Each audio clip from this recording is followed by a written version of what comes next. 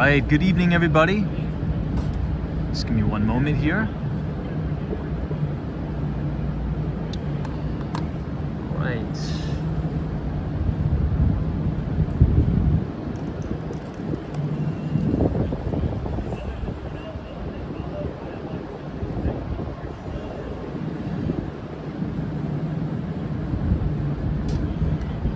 Okay, cool. It is July 17th, 2023. It's about 9:06 p.m. Eastern Time here in New York City. You know, it's for some reason I think we have the poor air quality back in New York. I'm not sure if anybody noticed it throughout the day today, but man, really bad. Really horrible stuff.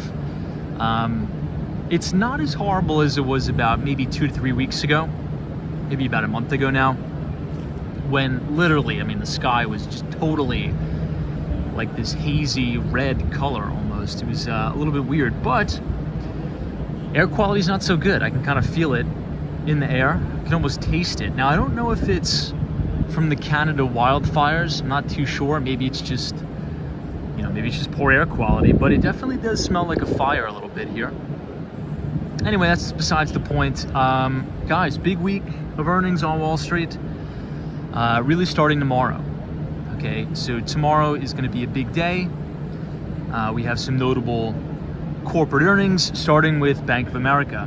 So the 18th, Tuesday the 18th, we have Bank of America, we have BNY Mellon, Morgan Stanley. I think we also have PNC Financial, and then Lockheed Martin as well, which, you know, we'll get an update on that. It's one of the big sort of stocks that is fueled by the military industrial complex, if you will. But also looking ahead on Tuesday, we are going to hear from the National Association of Home Builders as they release their housing market index for July. Now, we talked about this yesterday during the Markets a Look Ahead live stream. Economists are forecasting a 57 reading. That would be about 2 points higher than in June. And the good news is this particular indice from the National Association of Home Builders has been increasing for 6 straight months in a row. It's near its highest level in nearly a year, and this is all in spite of the 30-year fixed-rate mortgage climbing ever higher. Now, speaking of that, we might as well take a look at where it's at today. If we go to cnbc.com/bonds, scroll down to 30-year fixed-rate mortgage. According to CNBC, at the time of doing this video, the average 30-year fixed-rate mortgage is 6.90%, which is actually down a little bit from last week. Last week on, I think it was July 11th, we hit 7.22%. So we've actually come down materially. So I guess that's good news depending on who you talk to. But it is July 17th, which means we're almost halfway through July. I mean, already halfway through July. And next week is very important. Okay, because next week we have the FOMC meeting, which stands for Federal Open Market Committee meeting, in which case Fed Chairman Jerome Powell will set the precedent for monetary policy moving forward. So that being said, I think it's appropriate just to quickly recap where we are as it relates to monetary policy in the United States of America. Now, we are in pretty much one of the most aggressive quantitative tightening cycles we've ever had in the country since Paul Volcker. So what does that mean? Well, ever since inflation started to ramp up early in 2021, the Federal Reserve was forced to raise interest rates in increments of 75 basis points, then 50 basis points, and now a few interest rate hikes of 25 basis points. If you look where the Fed funds rate is currently right now, we are in a target range of about 5% to 5.25%. If you take a look at futures markets, it's pricing in about an 87% likelihood or 87% probability that next week, July 25th through July 26th, we get another 25 basis point rate hike, which will bring the Fed funds rate, which is the overnight lending rate, to 5.25% to 5.5%, which, by the way, is pretty much consensus across the board, many economists and many analysts on Wall Street, right about where the Federal Reserve should stop raising rates. Right around 5.5% is consensus on the street, where we should take a little bit of a pause and sort of maybe reconsider our options. Now, if that's the case, I think, as we get closer to that date, as we get closer to next week, bond yields will probably price that in. I think we'll have a 30-year fixed rate mortgage above 7% yet again. And if we just take a look at the regular bond market, so talking about US Treasuries, right now the 1-year Treasury is 5.366%. I think that's going to go back above 5.5%. And the 10 years at 3.8%. So if you look at the spread between the 10 and the 2s, which is one of the most, I would say, looked at as it relates to the yield curve, the spread between the 10 and the 2s, the 2-year Treasury is yielding 4.73%, and the 10-year is at 3.801%. So obvious yield curve inversion there. I guess we'll take a look, now that we're talking about bonds, we'll take a look at our friends in the UK. Now, government bonds in the UK are actually called gilts, G-I-L-T-S. Hold on, we gotta pause here for a minute. Look at these two dogs. I think the one over here, right here, is a yellow lab, and this one may be like a husky mix. Anyway, so over in the UK, we have government bonds that are called gilts. If you look at the 2-year gilt, it's 5.168%. And the 10-year is 4.446%. So pretty much globally, right? Not just talking about the United States, but globally bond yields are pretty much going higher, right? Which again, depending on who you talk to, it's a good thing or it's a bad thing, you're complaining about it or not. Lastly, we'll take a look at Germany. The German sovereign bond market, or German government bonds, are called Bunds.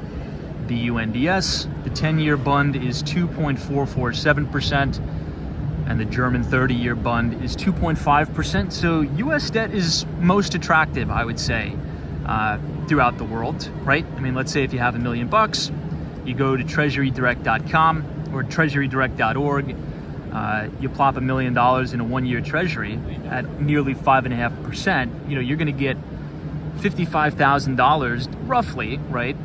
In risk-free rate of return. So I think for potentially high net worth individuals, ultra high net worth individuals, even people who are running family offices, I think fixed income is back. I think, fixed income is finally attractive and competes in the marketplace.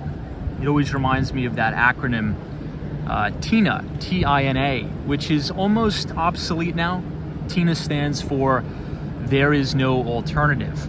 Right, so if you think about over the past decade, as it was relating to monetary policy, it was artificially suppressed rates, right? Artificially suppressed interest rates. So why in the world would anybody buy a government bond that was negative yielding, right? Because you have to think about interest rates in terms of nominal rate of return and real rate of return.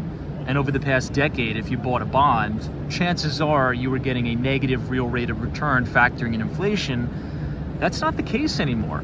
Not to ramble on, but I think it's important to quickly cover the CPI report real quick. On Mondays, I like to do a little bit more of a deep dive as we just start off the live stream.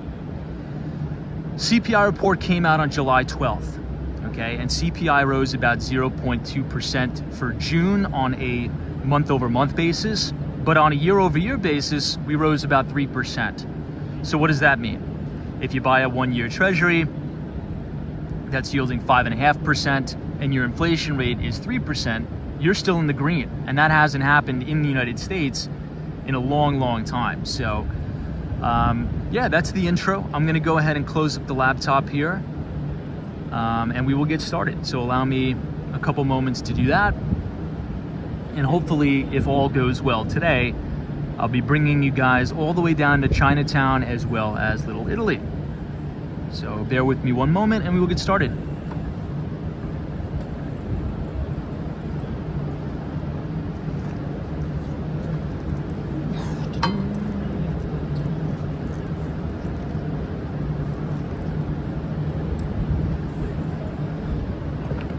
Alrighty, let's see who we have in the chat. Hey, Dan Zhang is here. What's up? I see sunshine after rain. Welcome everybody. Happy Monday. Love these two dogs right here. Yellow Lab, sort of like a husky mix. Pretty lively night, right? Usually Mondays are dead, but here in the Hudson Yards, you do have some people dining on the rooftops here. And then you can just see a little bit of the edge, which is, I would say, one of the most sought after attractions in terms of observation decks in the city. Philip is here, says, good evening, Tom. I see Ben Smith. This is Ola. Good to see you, Ben. Thanks for joining us on this very hazy night in New York. Now, I may have missed the comments because we did a rather lengthy introduction today, but I think it was much needed. It was important to sort of set the tone for the week.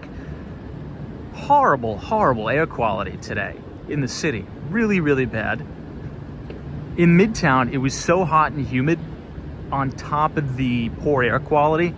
It was almost a little bit hard to breathe. But listen, I'm not going to complain because I would much rather have it 80 degrees and humid in the city than, you know, snowing and walking around. Hey, Jimmy's here, says hola. What's up, Jimmy?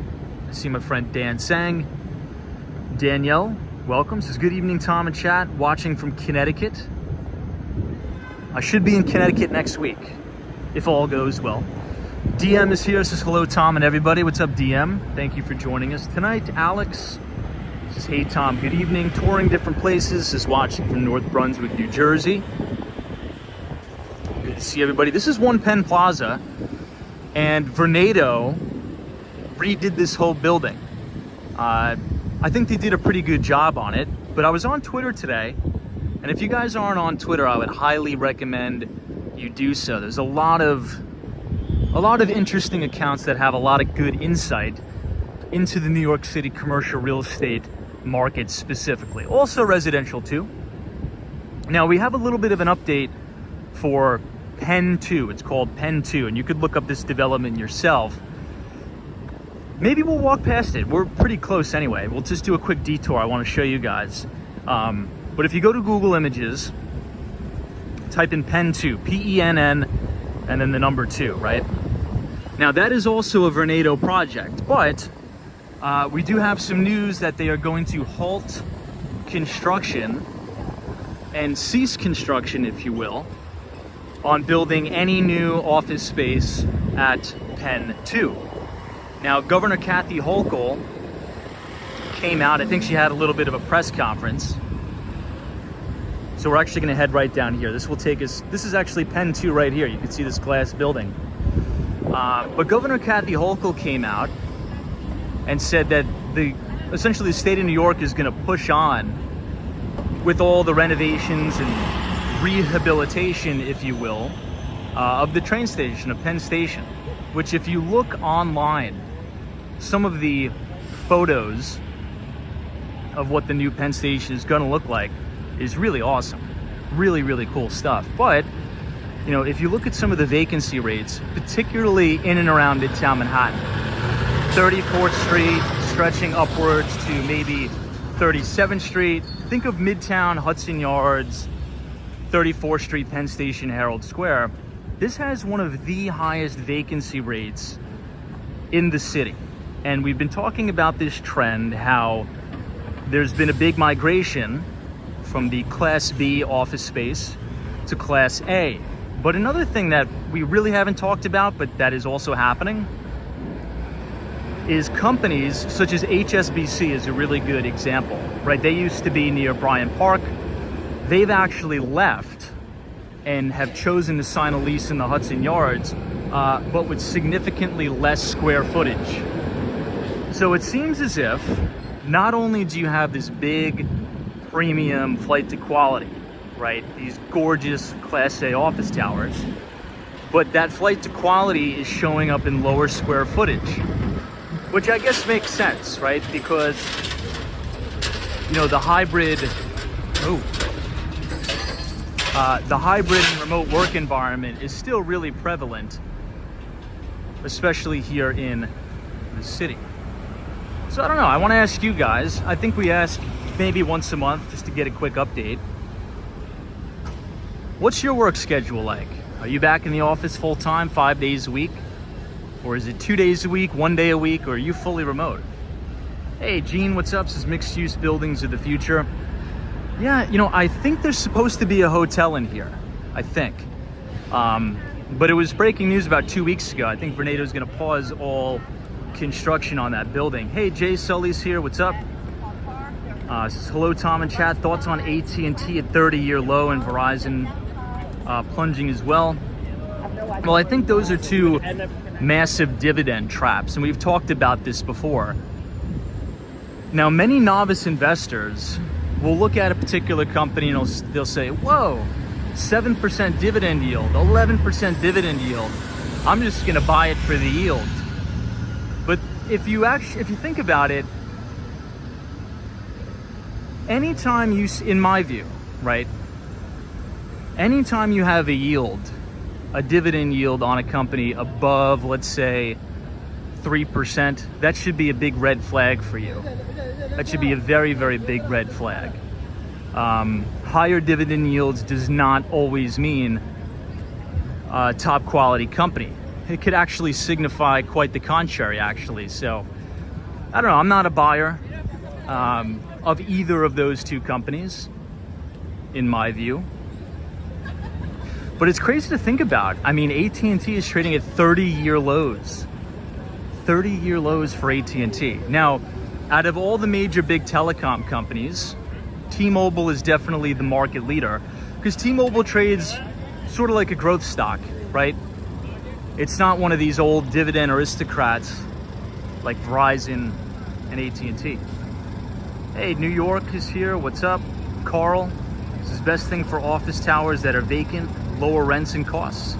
Invest their rents in the market to make up for the difference. Interesting. Hey, Sean says, I'm 3 days a week. Oh, you're in 3 days a week now, okay. But your employer is moving to 4 days a week. Now, one of the things that I've noticed, and maybe this is just a personal experience, but anytime you have, you know, oftentimes people working remote on like a Friday or something like that, it's pretty much just like a long weekend. It's very hard, it's very difficult to get any work done.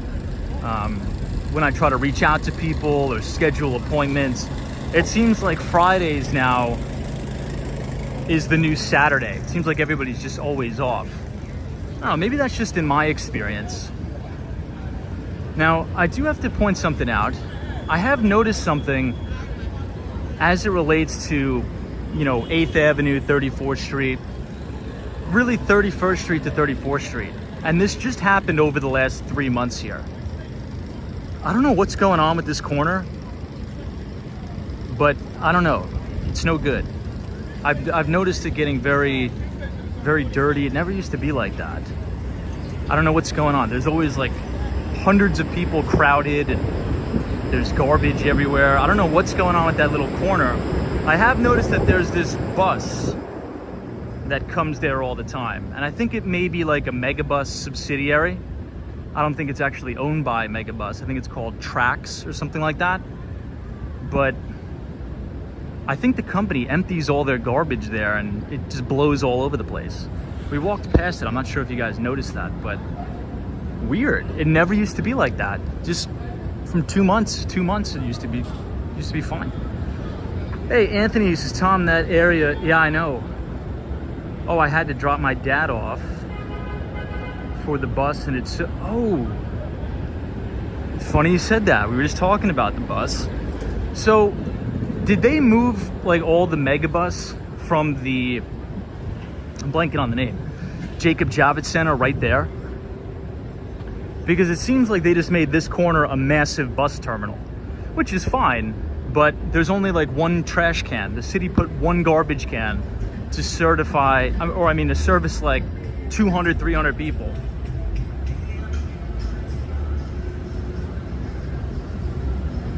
Anyway, who knows? So this is what I wanted to show you guys. This is the official Penn 2, Penn 2. It's right here, Steve Ross, Vornado, and they're stopping construction on this. They're halting construction because of the very high vacancy rates in and around Penn Station, particularly Midtown.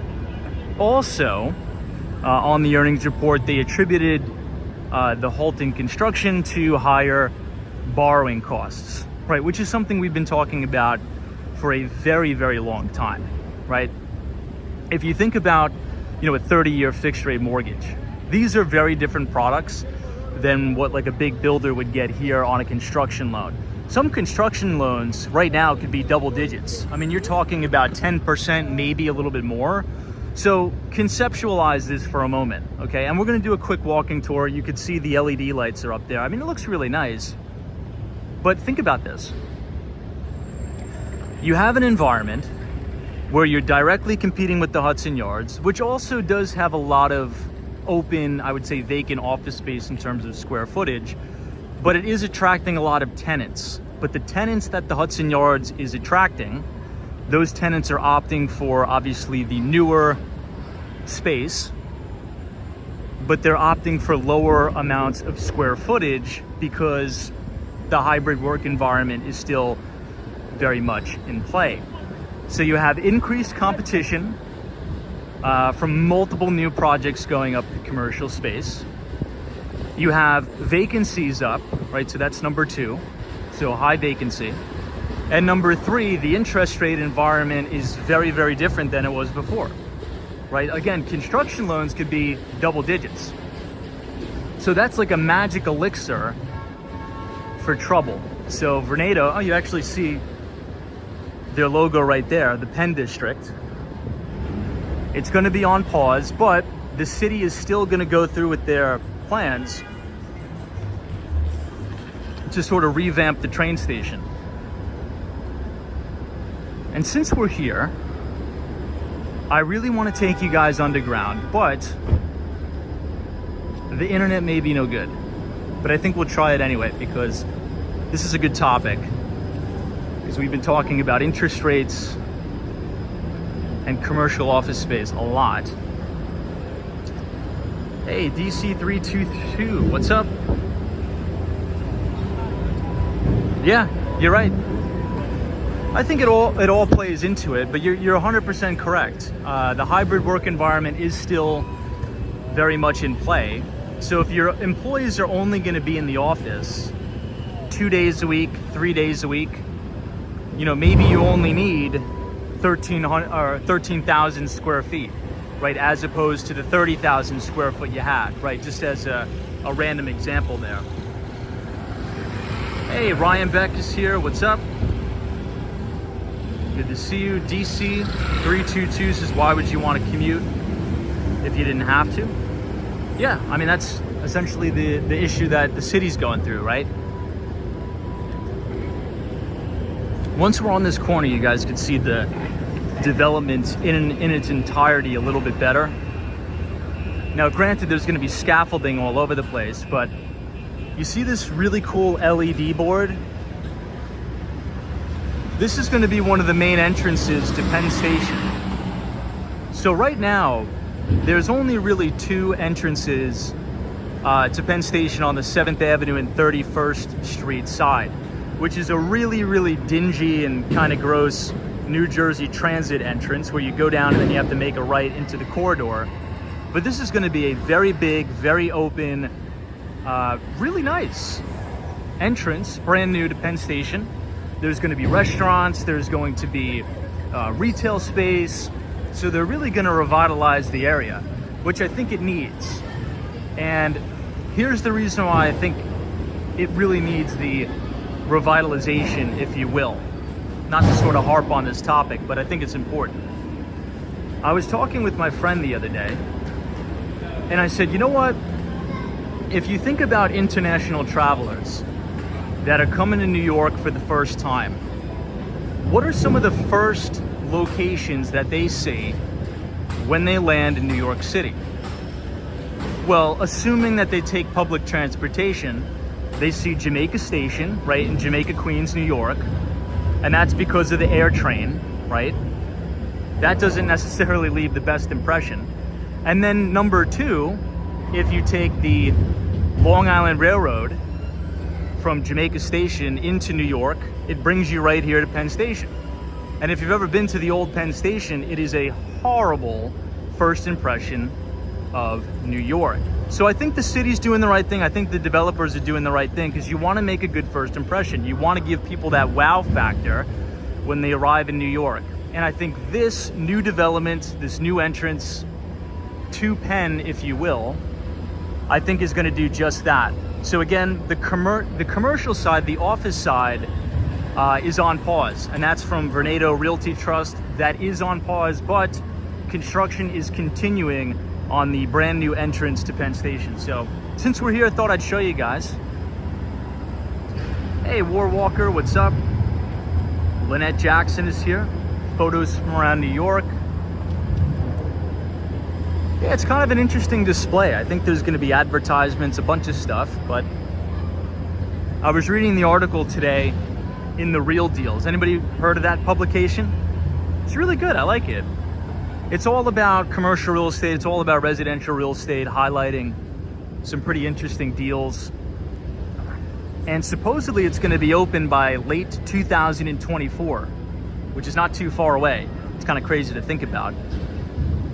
But it's good. You know, you have these great views of the Empire State Building right as you get off the Long Island Railroad, New Jersey Transit, or the Amtrak. So this is going to be a much nicer, a much more inviting and more welcoming place for tourists and international travelers to have their first impression on New York City. So things are moving in the right direction. Good news. Just some minor setbacks due to the economic climate, if you will.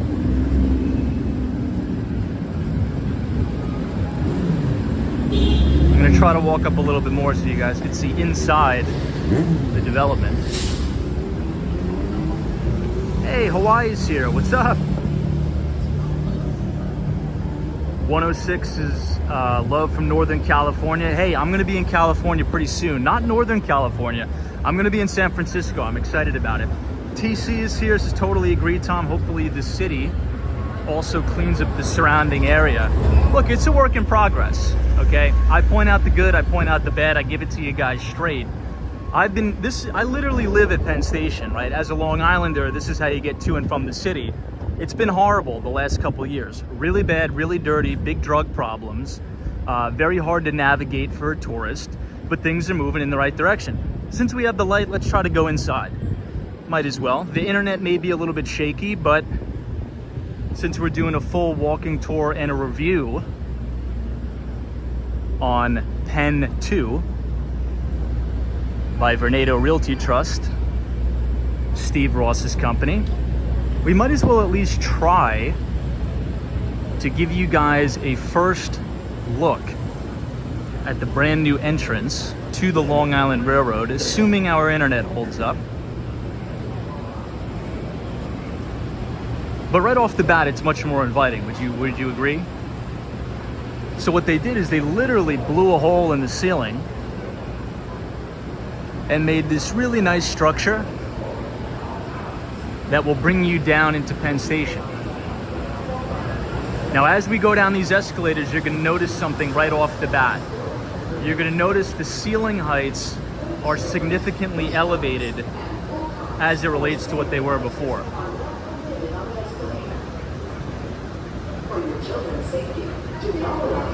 All around here is actually a map of the New York tri-state area, by the way.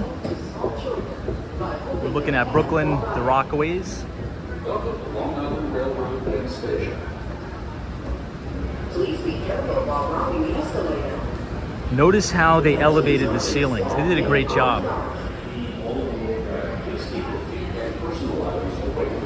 It used to be literally, I mean, if that, like 6.5 foot ceilings. It used to be absolutely horrible. We may start to buffer, so.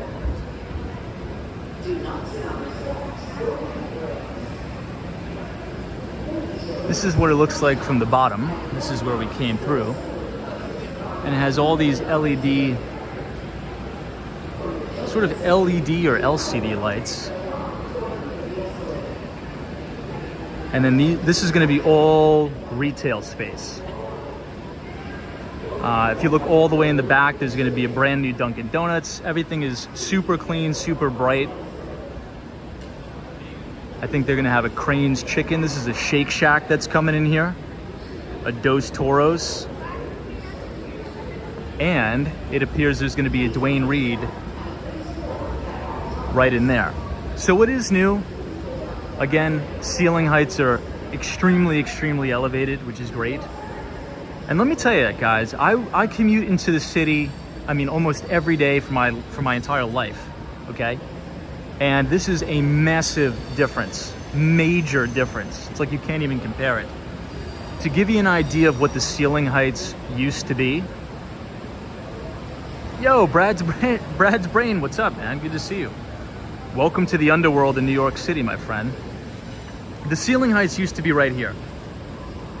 So imagine this claustrophobia throughout the entire station. It used to be horrible. There was no natural sunlight down here. It smelled like, well, I'll let you use your imagination. But now it's improved, and now it's actually pretty good. So you can get the 1, 2, and 3 trains upper downtown over here. Big bright concourse. And now we'll head back up. But this goes all the way down. And if you continue to walk down this concourse, it actually connects underground to the brand new Moynihan Train Hall, which is my personal favorite. But we'll go back up. So I don't know, what do you guys think? Thumbs up, thumbs down on the new station? TC's is also nice to see NYPD's finest. Yeah, so I believe that's actually the MTA police. But still, we back the blue 100%. Carl's Penn Station is... Oh wow, I didn't know that. I thought it was bigger. Hey, Daniel G says, hey Tom, the new Penn Station looks good. Hopefully you'll be here soon checking it out. It's gonna look a lot nicer once all this scaffolding is down, because as you come out of the station, you're greeted with the Empire State Building, but it's kind of obstructed the view. Obviously, because you have all the scaffolding, but I don't know. I was reading the article today. I was actually talking with somebody on Twitter that is in commercial real estate, big name in commercial real estate here in New York. And we had a conversation about 2 Penn. So I thought I would give you guys a quick introduction to the building.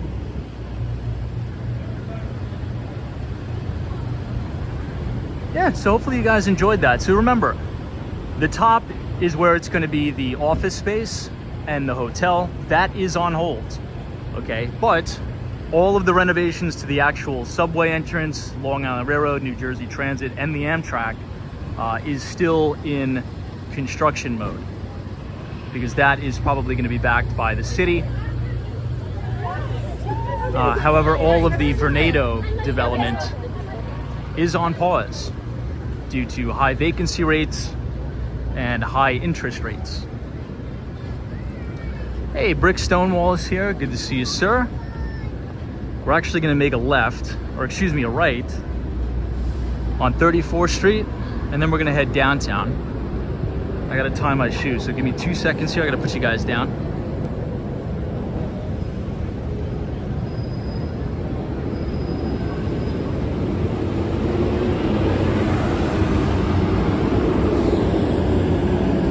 Hey, Tom M. This is Hey Tom from Youngstown, Ohio. Good to see you. Thanks so much for joining us.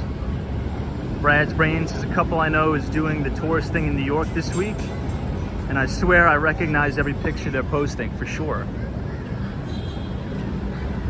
I wonder if they're going to go to the top of 1 Vanderbilt.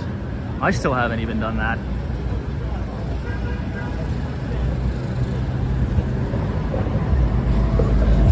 Now, speaking of the top of One Vanderbilt, they just opened the American Express Centurion Lounge. I think that's how you pronounce it. And American Express is actually reporting earnings on Friday, which is going to be a highly anticipated earnings report. Looks like somebody's having a little bit of road rage here outside of Macy's.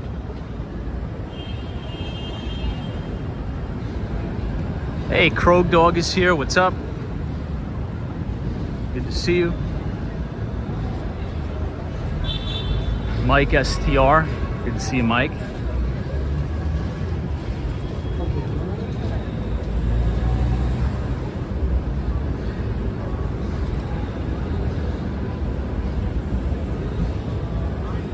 Hey, Marketing Videographies has worked at 2 Penn. I think they always had a problem with vacancies. The area was always considered not attractive for any prestigious business.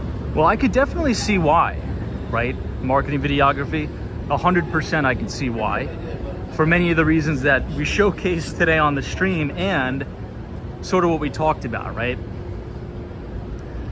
And the number one thing, and I think Marketing Videography makes a good point, it's all about attracting employees.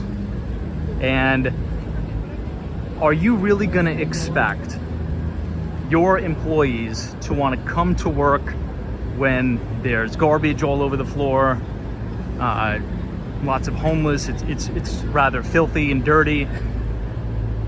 It just is not going to be able to compete with the likes of Park Avenue or Columbus Circle, right? Deutsche Bank, I'm sure, was shopping around for new commercial space, and they decided to take over the old Time Warner Center right at 59th Street. Now it's called the Deutsche Bank Towers. That is an amazing location, amazing area. But again, sort of being the optimist that I am, I think if they hire a really good broker, I think if they do a lot of marketing and they push the city big to do marketing campaigns about revitalizing Midtown in and around Penn Station, the sales guy or sales girl really needs to stress the fact and reframe the narrative about Penn Station. Because I guarantee if you did like a camera show, right? You walked up to a random New Yorker and you said, "Hey, excuse me, ma'am, excuse me, sir, could you explain your thoughts on Penn Station in 2 sentences or less?" I would argue that probably all of those responses would be negative. It's dirty, it's crowded, it's dingy, you know, whatever adjective you want to put in there. So the reframe needs to be strong. The marketing needs to be strong. So you get the subconscious thought that Penn Station is horrible out of the heads of the common New Yorker and insert it with something positive. You know, brand new station, state-of-the-art transportation hub. You know, name some of the big name restaurants that are going to be there. Close proximity to the Hudson Yards, right? You need to sort of sell it and reframe it or it's not going to work. So I think you're 100% right. Okay, we are now at Herald Square, 34th Street. This is looking all the way uptown. You can see a little bit of the Radio City Music Hall sign, and you have Bank of America Tower, Brian Moynihan's company, which just so happens they're reporting earnings tomorrow, which is going to be a very, very big quarterly earnings report, and we'll probably do a deep dive into that earnings report tomorrow night on the stream. Hey, Christian Ryans is on my way to Penn now on the Amtrak. Well, you're going to see a completely new and improved train station, Moynihan. And let us know what you think. Let us know your first impressions, because the first impression is the most important, right?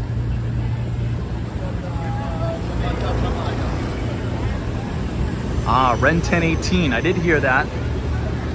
We do have a new police commissioner.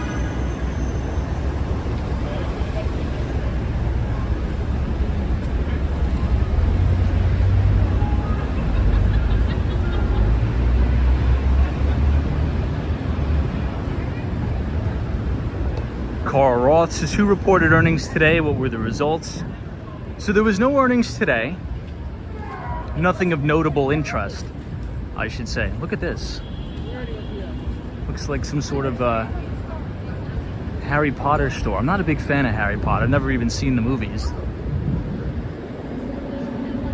But today, I think the only notable thing that happened is the Empire State Manufacturing Report came out, which essentially tracks the manufacturing sector of the New York economy. And what I like, in my opinion, which is a little bit of a better gauge, is on the first business day of every single month. This is important. So the first business day of every single month, the Institute for Supply Management releases the PMI numbers. And I think that is a better gauge into the health of the manufacturing sector in the US, right? Now there's two main reports. There's the manufacturing report on business and also the services report on business. If you think about the breakdown of the US economy, it's about 20% manufacturing and 80% services, which is one of the reasons why I think the equity market has actually been performing quite favorably, right? Surprising many people on the street, on Wall Street and on Main Street. And consumer spending has really driven most of that growth, right? Because the consumer has been very, very resilient. This is the main, I want to be on your video. This is the main entrance for the observation deck. I haven't been up here in years.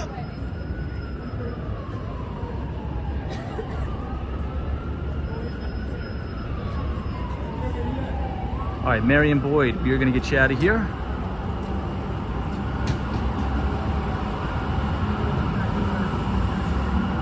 Just trying to avoid this guy. Maybe we'll let him go.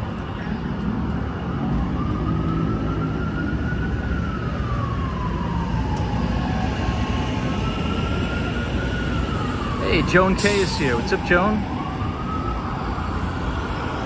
DC 322 says, I recall that Congress passed the CHIPS Act last year to counteract with Chinese manufacturing of chips. Yeah, and that's actually been, you know, one of the things that I've actually agreed with the administration on. And I think that's going to be very good for the United States moving forward. We'll wait till the FDNY crosses the street here. Hey, Haas Manning, what's up? Haas Manning and I were eating at the Momofuku Noodle Bar, same day.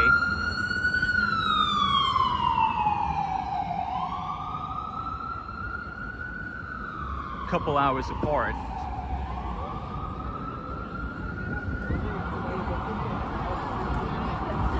But that's a good comment. I think that was Carl from Canada that put that in the chat. I forget, but it was one of you. And it is of my opinion that manufacturing is not only going to return to the United States in a big way, but it's also going to return in general to North America. Now, does anybody remember roughly, I don't know, maybe about a month and a half ago, we were outlining a bull thesis for Mexico and Canada. And I sort of wrote a little bit of a Twitter thread on this. Let's get away from the blaring music here. I wrote a little bit of a Twitter thread on this, and I said, look, one of the things that COVID showed the world, I should say the Western world,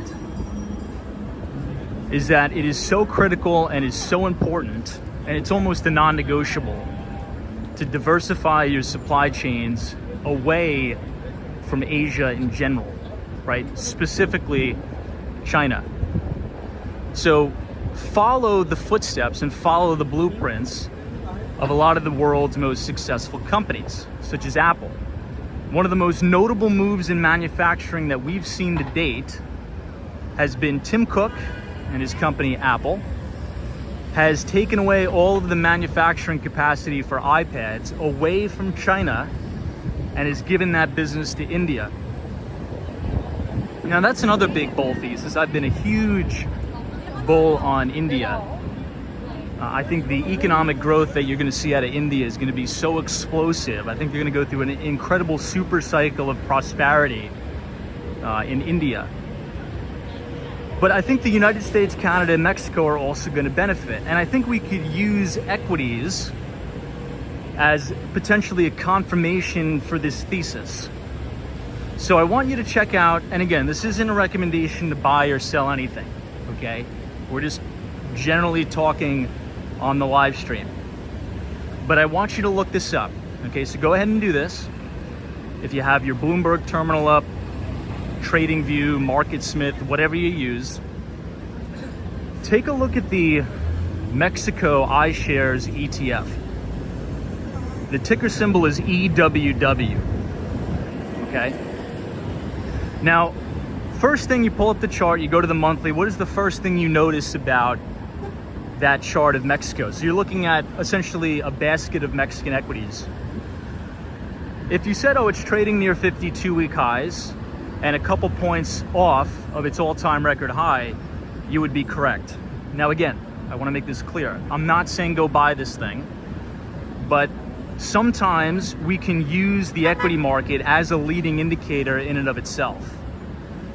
So somebody mentioned the Chips and Science Act. We're going to cross the street here near Koreatown, and that is going to benefit manufacturing capacity in North America, but it's going to take some time, right? It's not like you're going to flip a switch and you're going to get up to production capacity at 100% within 2 years.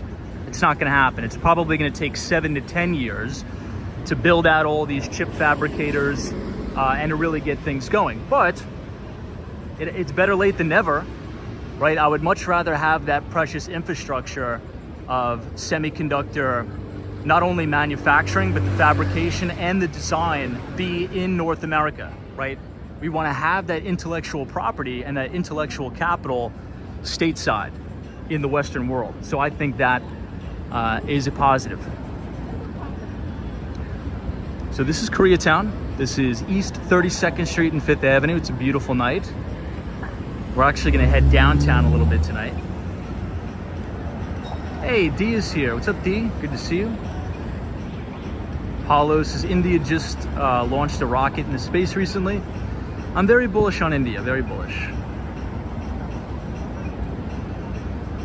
Hey, Timothy Grace is another huge winner from the global supply chain diversification will be India.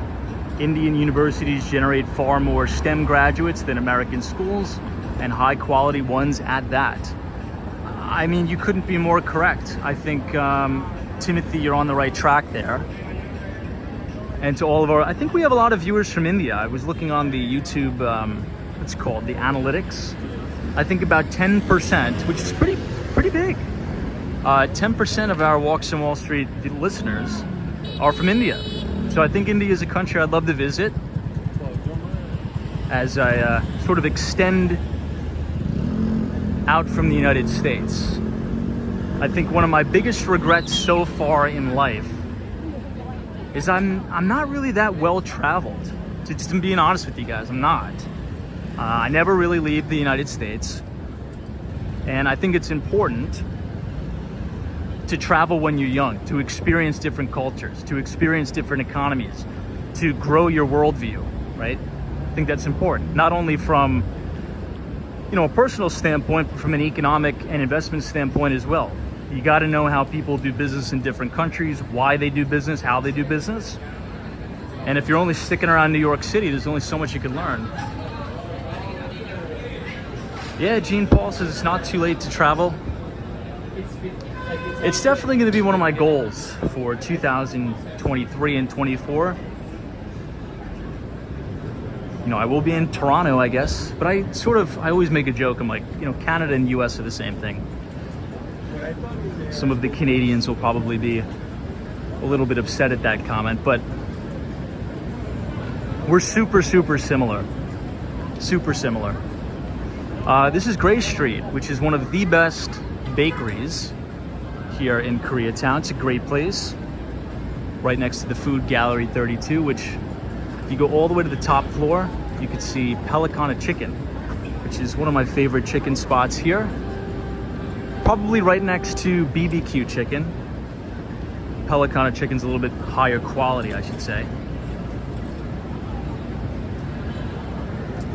I know blues writers, but air travel really sucks nowadays. That is true.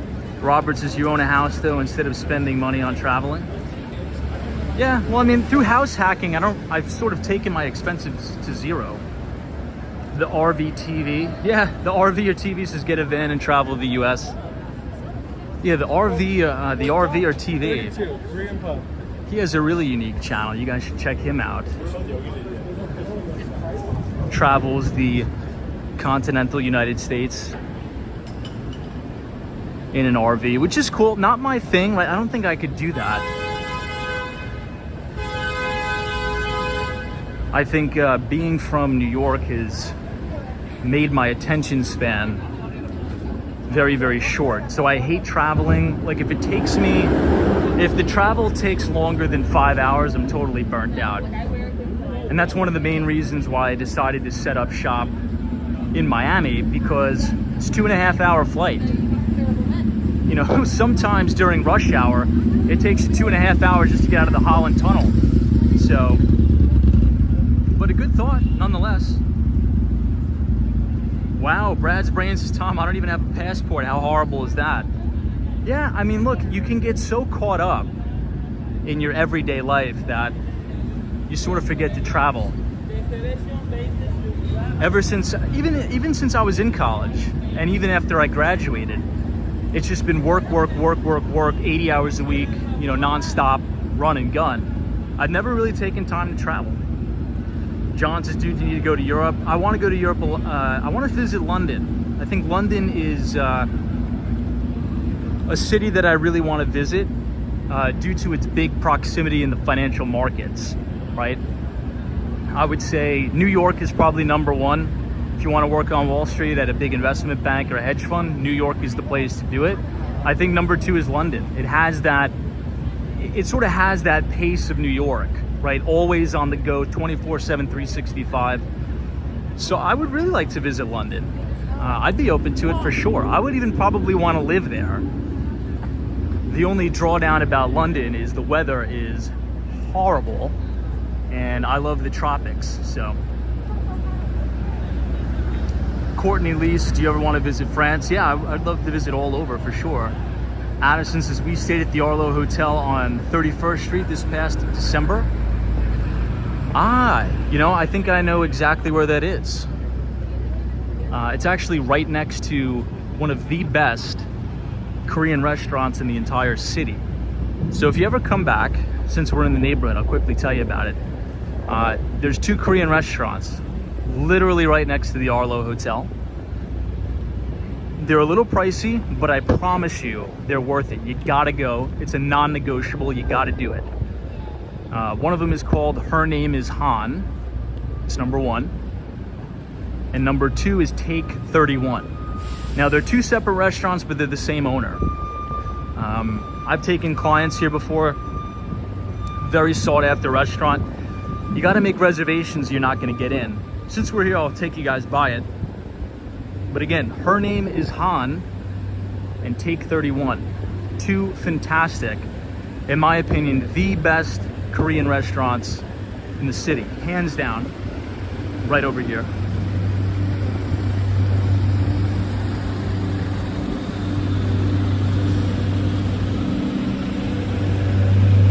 Yeah, for sure. Somebody says, is it possible to walk around Lower Harlem at this time as a tourist? Absolutely it is. You know, Harlem has really changed over the years. And I think a lot of non-New Yorkers still have this, you know, idea of Harlem that they had in the 80s and the 90s. Harlem is actually a very nice place. There's a lot of new developments that are coming up. 125th Street has a Whole Foods right there. A lot of the brownstones, some of the older brownstones are fully renovated, gut renovated, and rents are going up, right? Now, back in the day, a lot of New Yorkers who still wanted to live in Manhattan, because 125th is right on the express line, right? It's the 2 train, gets you in the Midtown in less than 10 minutes. they would sort of go further uptown to escape the high rents. Well, newsflash for anybody who's been looking for an apartment recently, Harlem is still pretty expensive. You know, depending on the building, it is not uncommon, guys, to see a 1-bedroom apartment in Harlem for $3,500. That is not uncommon. So, look, I think it's just a narrative change. Harlem is nice. I actually used to live there. One of my first apartments in the city was on 127th Street.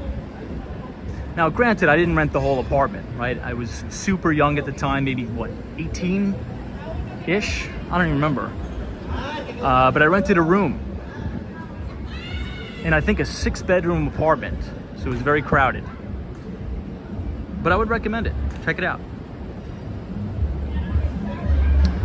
Yeah, Carl Ross is some parts of Manhattan, $1,900 a month. I think the $1,900 a month is probably going to get you way up in the Heights, Washington Heights, Hamilton Heights, and it's probably going to be like a studio apartment, and the neighborhood is going to be iffy. So, or sometimes you could find some stuff in Chinatown. Very, very small square footage. I mean, you're talking about maybe 400 square feet. Here's another shot of the Empire State Building. Dime Bag says, can you do a stream from Harlem? Yeah, maybe. It's just tough for me to get all the way up there because I work in Midtown. But yeah, for sure. All right, we'll quickly hit these 2 restaurants and then we got to talk about tomorrow, because we got some notable earnings coming up, and we have to talk about home builders, because the National Association of Home Builders is going to release their housing index tomorrow. So this is the Arlo Hotel that one of the viewers was talking about. It's a nice hotel, really nice hotel. If you ever stay here again, all you got to do is walk about literally 2 steps and you're gonna find one of the best. Well, actually, we'll go this way so you guys can see the menu. Looks like they have the menu out today so you can see it. But this is the first one. It's called Take 31. Make a mental note of that. Very good. Now keep in mind, this is a Monday, okay? What is it, 10 o'clock at night? Maybe 9:30? And the place is packed. So usually you have to make a reservation well in advance if you want to get in. But very good. But if you can't get in here, you could just go right over here at Her Name is Hot, which is another very, very good spot. Both the same owner. It is closed right now, but you could still see some people finishing up their meals and dining. So if it's almost completely full when it's closed, you can only imagine what it's like when it's not. But I would 100% recommend these 2 establishments. Let's see if they have a menu.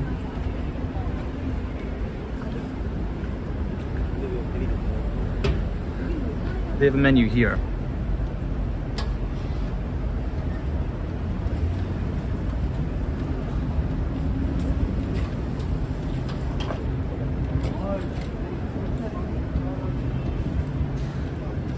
Prices aren't bad. $18.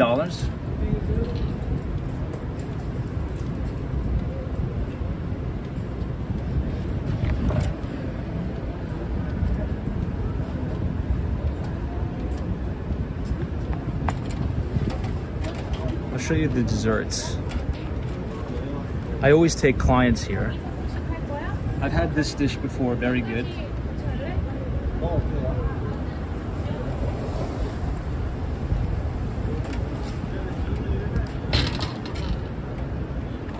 This is fantastic.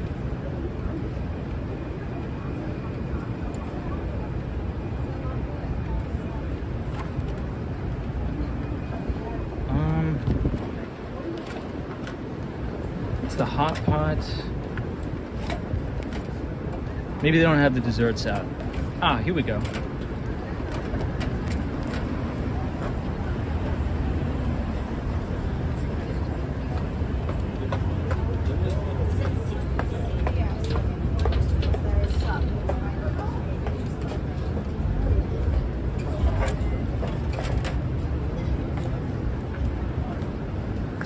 there you go. Hopefully you saw something you liked. That place is fantastic. And looking at the prices again, it's actually not too bad. I remember it, for some reason I remember it being really expensive. Maybe I'm thinking of another place, but that is a great place, go-to place if you're ever in Koreatown. But let's cross here. And now it's time to head down to Chinatown. Well, at least as far as we can get. But I don't know.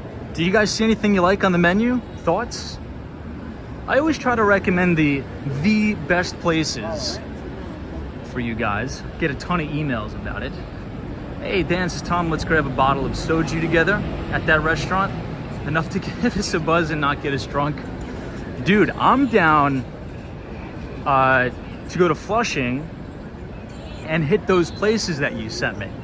Those places look phenomenal. The dim sum places, and it's probably about 30% less expensive than the places that I go to in Chinatown and Manhattan. I'm down. We may, if I don't go to Miami this weekend, I may hit you up to do that for sure.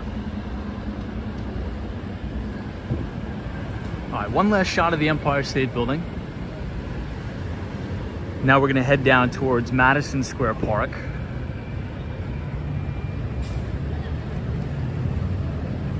Yeah, Carl Ross, is there any bookstores in the area? I love visiting bookstores. Yes and no. As you continue to walk down, I would say past Madison Square Park towards the NYU area, there's a lot of good ones. Like the Strand is very good. But if you're coming to New York specifically, if you're a big book nerd like I am, you gotta check out this place.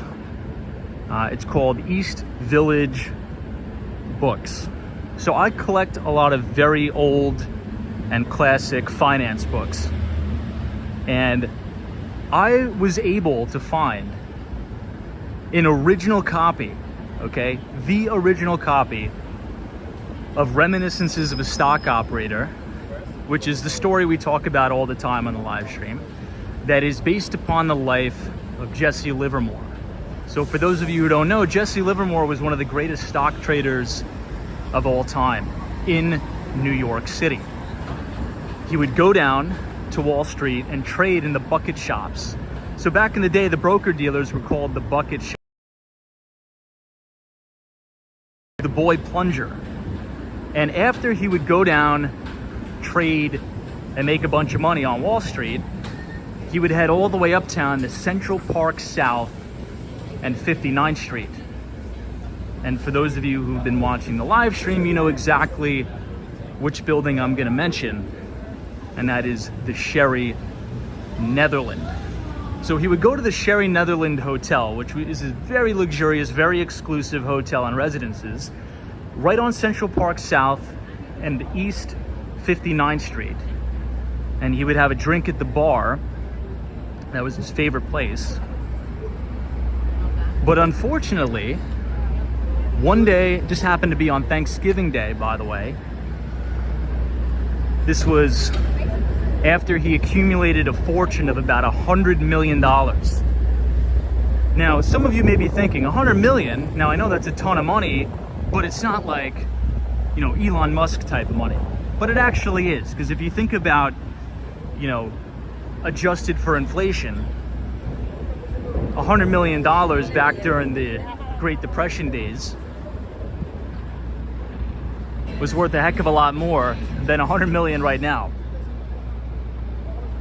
Another great shot of the Empire State Building. So on Thanksgiving Day, he went into the cloakroom of the Sherry Netherland and unfortunately killed himself.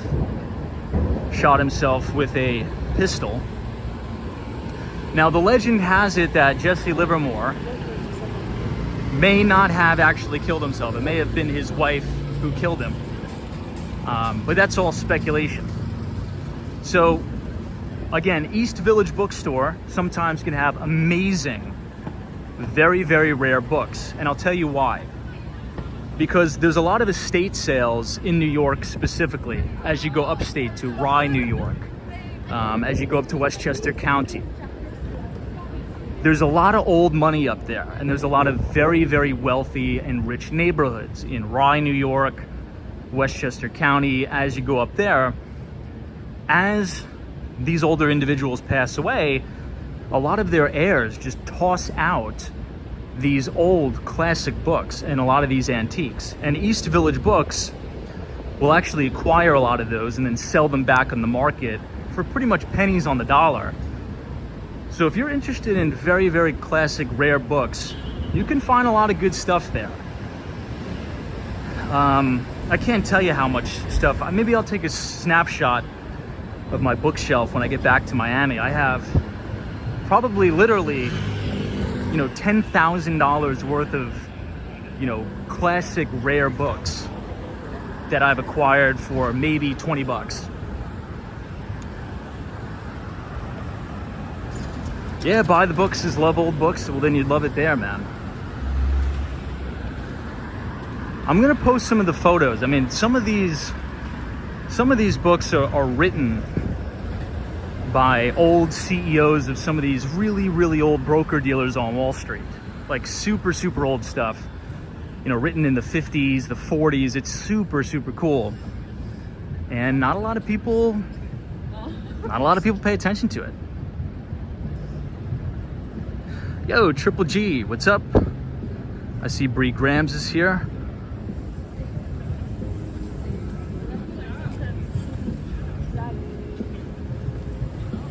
Yeah, Jonathan Earls' all estate are good. Yeah, you know, if anybody who's watching, maybe I'll make a small request. I really don't like doing this, but maybe you guys could help me out a little bit.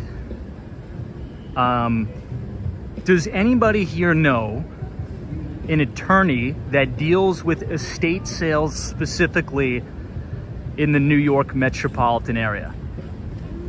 Maybe it's you who's watching the stream, or maybe you've dealt with an attorney that you trust and that you like, that deals in estate sales exclusively. Send me an email. I really would love to connect. We're working on a big project here with our team. Hopefully I'll be able to let you guys in on that in a little bit. But if you know an estate attorney that deals with asset sales of real estate, you know, estate planning, anything, shoot me an email. Let me know if you're comfortable with that. If not, totally understand. But just thought I'd ask. We are now at Madison Square Park. I think one of the original Shake Shack locations is right to our left. But most importantly, right here, this is the Flatiron Building. Check that out. And this actually just sold at auction not too long ago. Now, the first auction, the guy couldn't come up with the 20% deposit, which I think was about $19 million. So he bid on the building, he won the bid, he couldn't come up with the 19 million. So it went back on auction and it sold again, which I think this deal is actually good. Now, I believe this is going to be converted into condominiums, which I think would actually do really well. Usually these condo conversions don't really work financially for a lot of the developers, but I think this one will work just because the Flatiron Building is so iconic. And there's actually a very niche buyer pool who I think would just purchase a unit in the Flatiron Building just so they could tell their friends at a cocktail party, oh, you know what, we just purchased a condominium or an apartment inside the Flatiron Building in New York. I think that's a really interesting conversation piece. So assuming this project ever gets underway and gets done, and they do convert this building, which was always offices, into condominiums, I think it'll actually sell really well. I think it'll sell really, really well.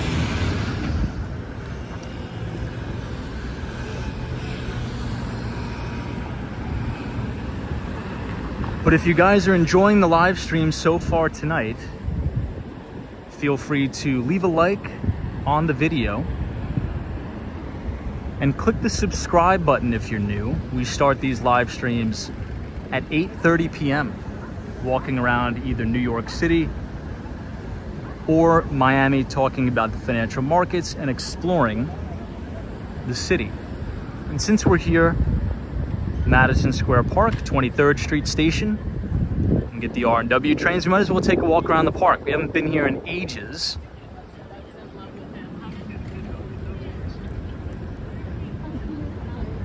Oh, who dat Dave? I think it sold for a lot more than 16 million. It had to have sold for a lot more than $16 million. Maybe $16 million was the deposit?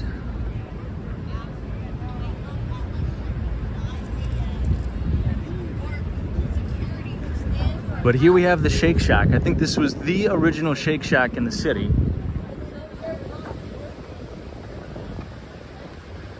Isn't that cool? Look at that. You can grab a burger, a milkshake, and you have this awesome view to dine outside. Now it must be like 10:30 at night, and you still have a lot of people enjoying the outside, which is really, really nice. Yeah, Fun Feeds is over 100 million is more likely. I don't know the exact amount that it sold for. I mean, if it sold for 16 million, I would have bought the thing. I would have been on the phones like a freaking madman raising the money. If I could buy the Flatiron Building for 16 million, I would have bought it myself.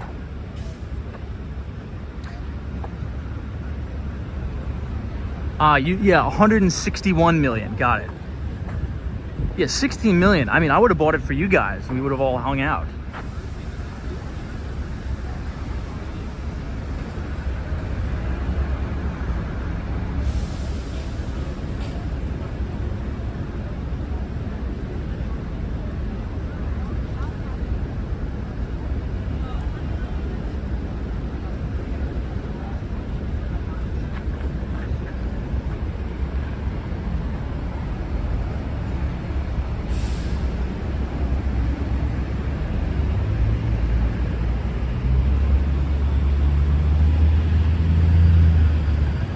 Eves has just downloaded the book you mentioned earlier.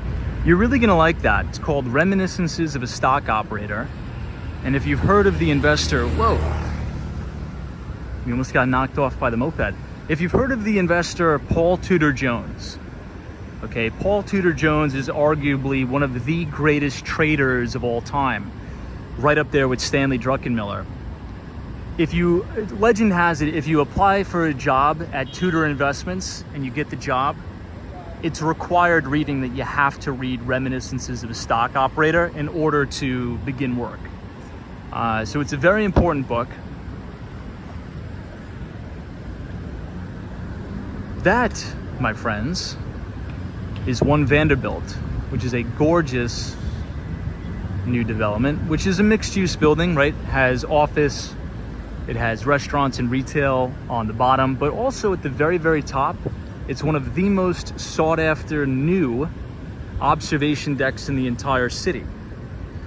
I think the two most popular right now is One Vanderbilt and The Edge. And we actually just saw The Edge earlier today on the live stream as we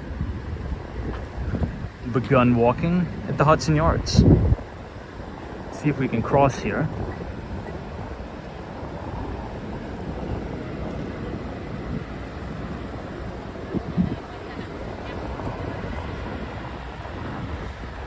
Now you'll notice how much more quiet the city gets as we transition from Midtown Manhattan to the Flatiron District. So we were just at 34th Street, Herald Square, super big tourist attraction, tons of office workers, and as we head down towards Flatiron, and then soon enough towards the NYU neighborhood, it's gonna get very dead. And people like that, especially if you live in and around the neighborhood. It gets very, very quiet, especially as you come up on 14th Street, Union Square. Hey, Meld is here. What's up, Meld? This is Tom. Do you think the vessel will reopen? You know, I'm not too sure the whole story with that. Maybe somebody else could chime in, but from my understanding, unfortunately, you know, the vessel, for whatever reason, right? And I like to be careful when I talk about, you know, these types of situations. But, you know, unfortunately, for whatever reason, it became a a notable place for suicides, unfortunately. So I think they did the right thing by closing it off. I do not believe people are allowed up there anymore. I've went once before they closed it. But I mean, here's my recommendation. Just put glass, sort of like glass barriers, in between the spaces of the vessel. It'll still preserve the views. It won't, make the vessel look any different, but it'll just make it safe for everybody. So people don't, climb on it or accidentally, fall or whatever, right? I think you should just install glass barriers. That's it. It's not going to change the structure. It's not going to alter the views, but it's just going to make it safe so you could open it and people can enjoy it again. But I don't know. I think you're allowed to go on the first floor, but I don't think you're allowed to walk all the way up, from my understanding. But yeah, Hawaii, like plexiglass, just, you got to close it up. You got to close it off.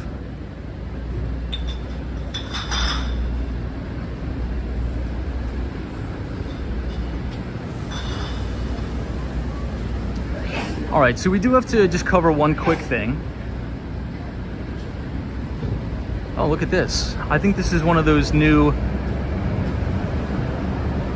Is this the Ford Mustang Mach-E, but a police cruiser? Or am I mistaken by that? I think it is. Whoa, that actually looks really cool. This is a Ford Mustang Mach-E, but police cruiser. That is dope. Wow. Could you imagine cruising around the city in that? That thing is so cool, man.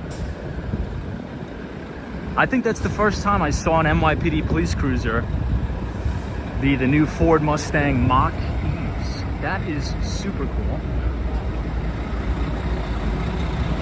Am I pronouncing that right? It's Mach, right? Not match? I don't know.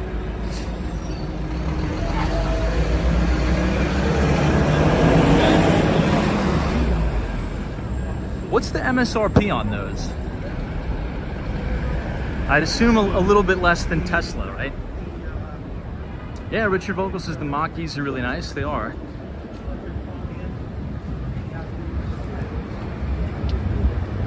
Oh wow, DC322. Is this the E-Fleet? John says MSRP in the 60s. That's actually not bad at all. 60 grand? That's actually, I was gonna guess a lot higher than that. Now granted, I'm not a car guy, but that's actually not bad at all.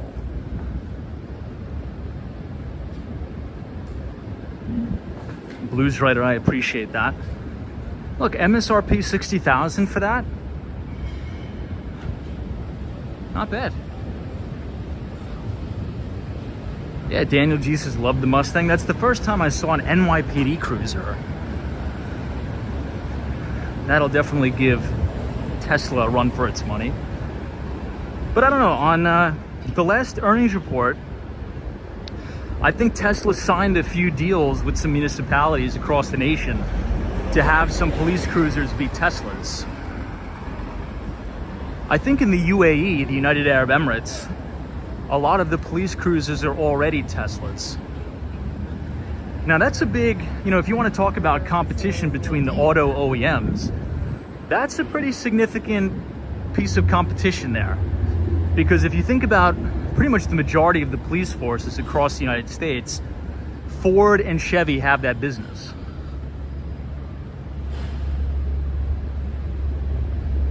Wow, Who Dat Dave says, I read today that Ford is having some issues moving some of those vehicles.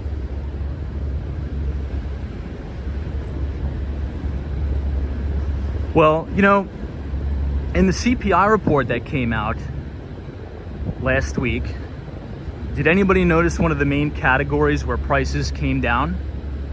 It was new and used vehicles. Now, new vehicles have absolutely gotten walloped, which is actually good news because during the pandemic, you were hearing crazy stories about used vehicles trading for higher prices than when people bought it originally. So I think that was a little bit of euphoria. There's also, you know, this is going to be a good topic for tomorrow, because we're going to hear from a lot of the big banks, right? We're going to hear from Bank of America tomorrow specifically, and we are going to get an inside glimpse or a view on delinquencies as it relates to a lot of consumer credit and consumer debt.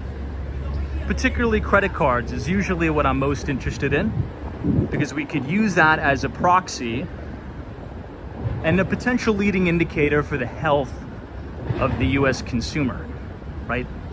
So tomorrow, you should actually, you know, if you guys really want to be diligent here, what I would suggest you do right now is go to Bank of America's website. You scroll all the way to the bottom of the page, scroll all the way to the bottom, and click on their investor relations page, okay?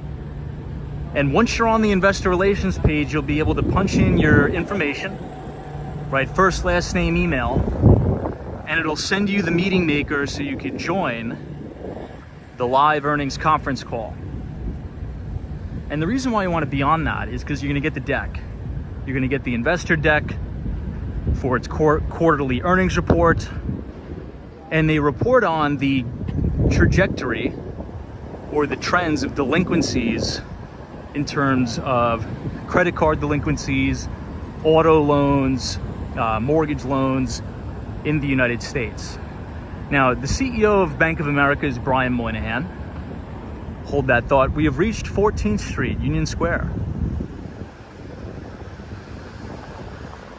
This is the Barnes & Nobles here. It's actually a huge Barnes & Nobles. This is the W Union Square Hotel.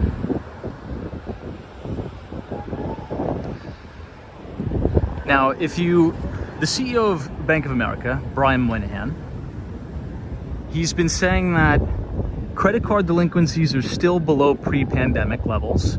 So think 2019 levels, which is good, right? So you have 30-day delinquencies, you have 60, and then you have 90, which would be the long-term delinquencies. But we are noticing a little bit of a trend which we need to keep our eye on, which is that the trajectory of those delinquencies are on the rise. Still below pre-pandemic, but month over month, we're seeing delinquencies increase. So I'm very interested tomorrow to see where that's at. So in particular for write-offs, right? And I think that'll also give us a big glimpse into the auto market. Our auto delinquencies on the rise. So do that, and then maybe we'll get together tomorrow to review the deck live on stream. Yeah, Eric, you're right. Eric says Andy Warhol used to have his factory right next to you.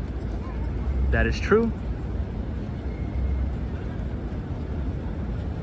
Hey, the Celtec. This is Ford cuts prices on the electric F-150 Lightning by as much as $10,000. Now, isn't the Ford F-150 very expensive? What is the MSRP on the Ford F-150 as it relates to, you know, the Mustang, the Mach-E? It must be, you know, a $100,000 vehicle for a pickup truck, for sure. Also, depending on what package you get. Got it filmed next week. Whoa, Eric's Lightning tops at 91,000. Yeah.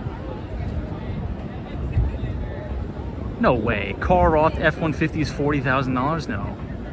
Maybe. I actually don't know. I'll take you guys' word for it. I'm not a car guy, but you know, Tesla's gonna have a little bit of run for its money. But I'll say one last thing, and then we got to cut you guys loose for tonight. But you know, oh, here it is again.